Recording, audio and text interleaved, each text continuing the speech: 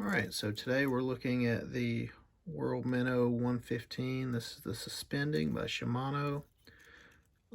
If you've seen my other videos where I reviewed the World Pop 69, you know I like that flash boost sheet. And this is another flash boost lure.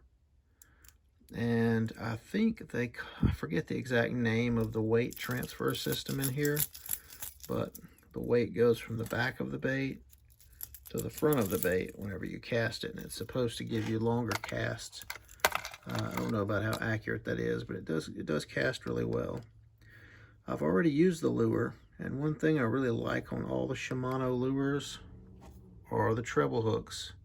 I don't know who makes their treble hooks, but they do a great job. But this is just so you get to see that flash boost sheet flashing before we throw it out there, because it's a little bit harder to see while the lure is being worked than the topwater was. So I can go ahead and tell you this lure does catch some fish. So stick with me and let's see how we do with it. Alright, so this is not going to be my normal 20+ minute fishing trip video. This is just a few catches from this World Minnow 115. Hopefully you enjoy it.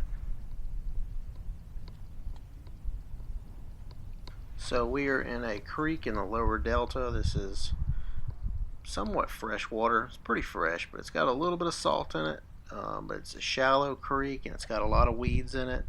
So I know the bass like to hang out shallow and ambush stuff from the weeds, so that's what we're trying to do today. The temperature is pretty warm today, so I'm not letting it suspend a whole lot, just mostly twitch, pause, and there's a fish.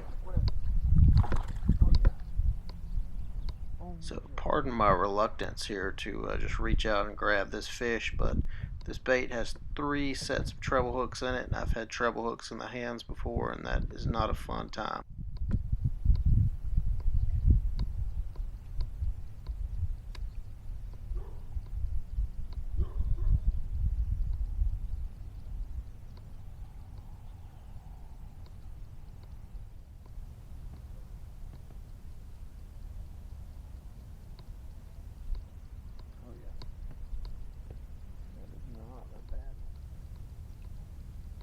Difficult to tell it, but this little creek here is only about 3 feet deep where I'm fishing at, and there's a lot of grass on the edges, and this lure is doing a decent job of not getting hung up. You know, it does get the occasional grass on it, but it's coming through it better than I thought it would.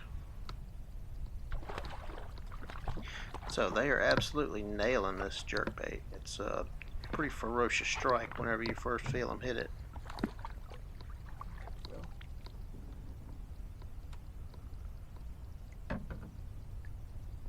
Alright, this guy's not too big, probably about a 13-incher. This creek doesn't have a lot of big fish in it, but it's good for numbers.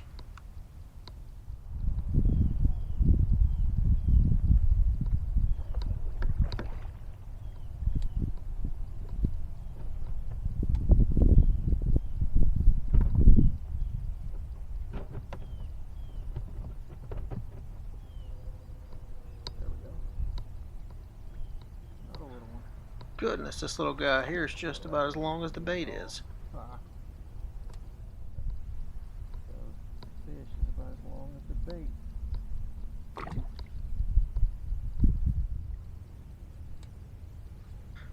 So this section here, this is a really shallow flat, and I'd spooked some fish whenever I paddled through here earlier, and I know there were bass because they were charging at my spinnerbait.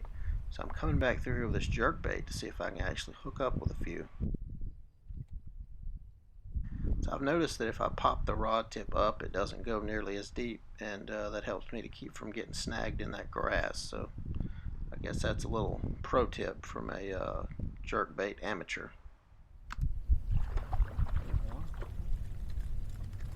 That was kind of a cool lead. I seen that fish come over there, and as soon as that lure stopped, he nailed it.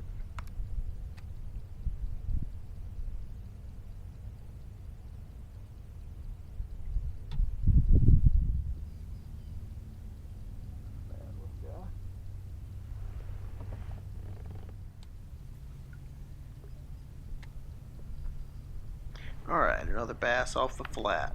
It's Same situation. I was popping it along that flat and he come out and just nailed it.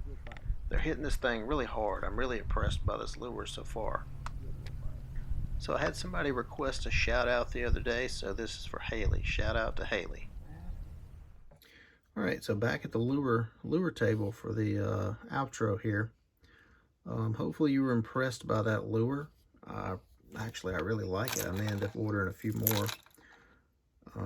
I know it doesn't have the rattles in it like a lot of jerk baits do, but I think there's something about that flash boost sheet that gets bit. As you can see from that video, it did get bit. So thank you for watching.